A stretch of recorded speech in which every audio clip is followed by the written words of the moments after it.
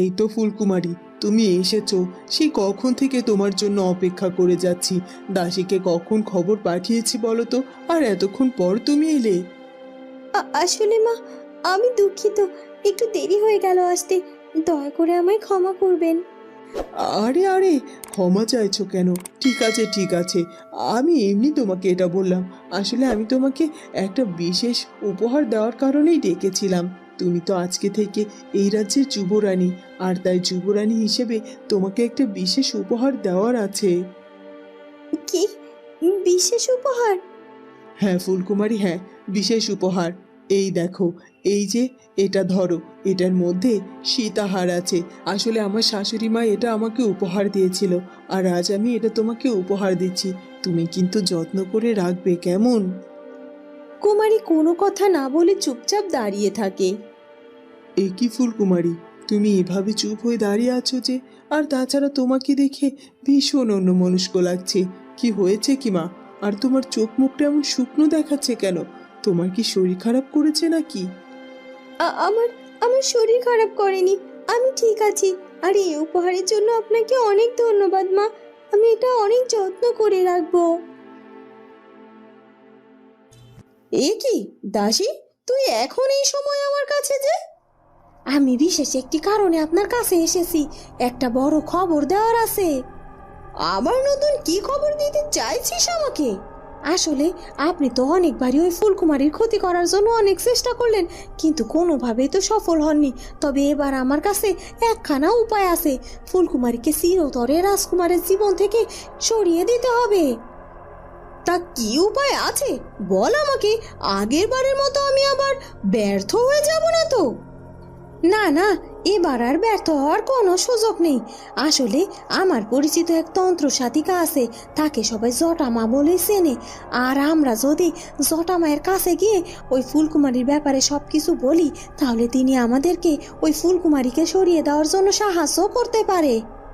কি বলছো কি দাসী, তাই নাকি? আমি তো শুনেছি যারা তন্ত্র সাধিকা তাদের নাকি অনেক অনেক ক্ষমতা থাকে। তাহলে আর দেরি কেন করছো? আমাকে নিয়ে চলো ওই জটামায়ের কাছে, আমি তার কাছে যেতে চাই। হ্যাঁ হ্যাঁ উর্মিমালা, তার কাছে আমি আপনাকে নিয়ে যাব, তবে কিছুটা সময় অপেক্ষা করুন। এ কি প্রতাপ, তুমি তুমি হঠাৎ করে আমাদের রাজ্যে? এ কি রাজকুমার চন্দ্র, আমি তোমার রাজ্যে এসেছি, তুমি খুশি হওনি? কি বলছো কি? তোমাকে দেখে আমি খুশি হব না কেন? এটা তুমি বলতে পারলে? আমি তো তোমার খুব কাছের বন্ধু, তুমি আমার রাজ্যে এসেছো, আমার বড্ড ভালো লাগছে। হ্যাঁ হ্যাঁ রাজকুমার চন্দ্র, আর তাছাড়া এই রাজপ্রাসাদে আসতে আমি শুনতে পেলাম এই রাজ্যের সকল দায়িত্ব নাকি এখন তোমার। আজ নাকি রাজা হিসেবে তোমার অভিষেক হয়েছে। তুমি ঠিকই শুনেছ, পিতামশাই রাজ্যের সব দায়িত্ব আমাকে দিয়েছেন। তবে প্রতাপ, তুমি কিন্তু আমাকে আসার আগে একটা খবর দিলেও পারতে। আসলে চন্দ্রকুমার, আমি হঠাৎ করে তোমাদের রাজ্যে এসে তোমাদেরকে চমকে দিতে চেয়েছিলাম, আর আমার মনে হচ্ছে আমি সেটাতে সফল হয়েছি। রাজকুমার, আমি তোমাদের রাজ্যে এসেছি কিছুদিন থাকার জন্য। তোমার আবার এটা নিয়ে কোনো অসুবিধে নেই তো?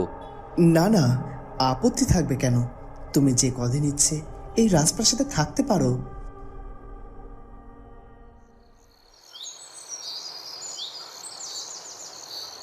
সন্ধে হয়ে যায়। ওদিকে ফুলকুমারী মন খারাপ করে বারান্দায় দাঁড়িয়ে থাকে। তখনই রানীমা সেখানে চলে আসে। এ কি ফুলকুমারী মা, তুমি এখানে মন খারাপ করে দাঁড়িয়ে আছো যে? কি হয়েছে কি? আর তাছাড়া তখন দেখলাম তোমার মুখখানা ভার, আর এখন তো দেখছি রীতিমতো তুমি মন খারাপ করে আছো। কি হয়েছে মা, আমাকে বলো। রাজকুমার কি তোমাকে কিছু বলেছে? না না, রাজকুমার প্রতাপের ব্যাপারটা যে আমার মোটেও ভালো লাগছে না, বড্ড দুশ্চিন্তা হচ্ছে। কিন্তু রানীমাকে কি করে এটা বলবো? এটা কি বলা ঠিক হবে? না না, এখন রানীমাকে কিছুই বলা যাবে না। আগে রাজকুমার চন্দ্রকুমারের সাথে কথা বলতে হবে, তারপর না হয় রানীমাকে ব্যাপারটা জানানো যাবে।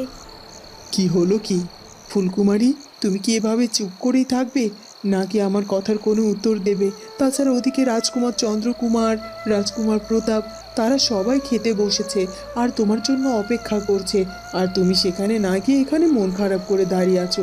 তোমার পিতামশাইও ডাকছে, চলো এক্ষুনি তুমি চলো। আর তাছাড়া তুমি এভাবে মন খারাপ করে আছো কেন বলো তো? আর আমি তো তোমার মায়ের মতো। তোমার যদি কোনো কারণে কষ্ট লাগে সেটা তুমি আমাকে বলতে পারো, নাকি আমি রাজকুমার চন্দ্রকুমারের সাথে কথা বলবো? না না মা, রাজকুমারের সাথে আপনার কোনো কথা বলতে হবে না। তার সাথে আমার কিচ্ছুটি হয়নি। আর আপনি চিন্তা করবেন না, আমি ঠিক আছি। আর তাছাড়া সবাই যেহেতু খেতে বসেছে, এই খবর আপনি আমাকে দাসীকে দিয়ে পাঠাতে পারতেন। আপনি শুধু শুধু কষ্ট করে কেন আসতে গেলেন মা? ইচ্ছে করে এসেছি ফুলকুমারী, আমি তোমাকে সাথে করে খাবার ঘরে নিয়ে যাওয়ার জন্য। চলো ফুলকুমারী, চলো।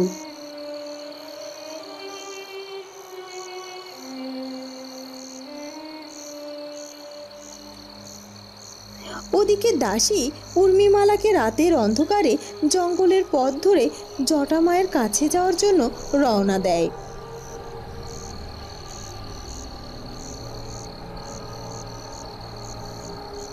এ কি, আপনি হঠাৎ করে এভাবে দাঁড়িয়ে পড়লেন কেন? চলুন, আর সামান্য একটু পথ, আমাদের তাড়াতাড়ি জটামায়ের কাছে যেতে হবে। সে তো বুঝতে পারছি জটামায়ের কাছে যেতে হবে, কিন্তু সেই তখন থেকে তুই বলেই চলেছিস আর অল্প একটু পথ বাকি আছে, আর একটু পরেই নাকি আমরা সেখানে পৌঁছে যাব। কিন্তু এতটা পথ পাড়ি দিয়ে ফেললাম, এখন পর্যন্ত তো পৌঁছতে পারলাম না, আর এখন তো এক জঙ্গলের মধ্যে ঢুকে পড়েছি। আমার কিন্তু এবার ভীষণ ভয় করছে দাসী, আমি আর হাঁটতে পারছি না। দেখুন, ফুলকুমারীকে রাজকুমার জীবন থেকে সরাইতে হইলে আমাদের এইটুকুন কষ্ট তো করতেই হবে, তাই না? আর তাছাড়া আপনি কি চান না যে ফুলকুমারী চিরকালের মতো আপনার পথ থেকে সরে যাক? হ্যাঁ হ্যাঁ, চাই তো। আর চাই বলেই তো এত রাতের বেলা তোমার সাথে জঙ্গলের পথে আমি রওনা দিয়েছি।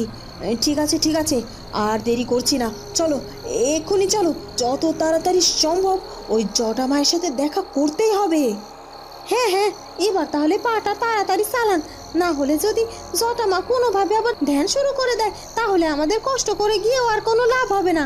আমরা যত তাড়াতাড়ি জটামায়ের কাছে যেতে পারবো ততই ভালো হবে।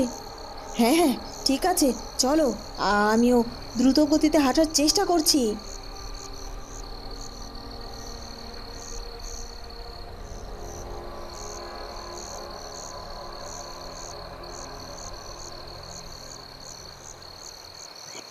রাত অনেক গভীর হয়ে যায়।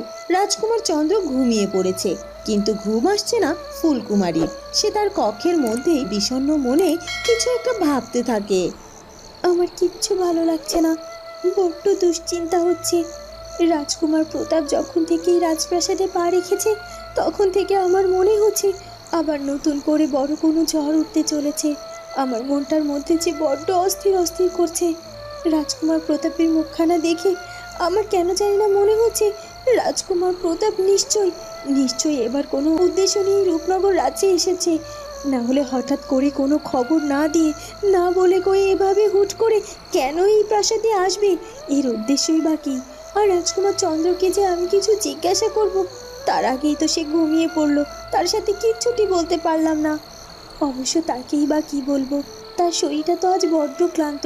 সারা দিন কত কাজে ধকল গেছে, তারপর আবার রাজ্যের সব দায়িত্ব নিয়েছে, কত কিছু বুঝে নিতে হয়েছে তার, সে তো ক্লান্ত। যাই হোক, সে ঘুমিয়ে পড়েছে পড়ুক, কাল সকাল সকাল আমি তার সাথে রাজকুমার প্রতাপের ব্যাপারে কথা বলবো।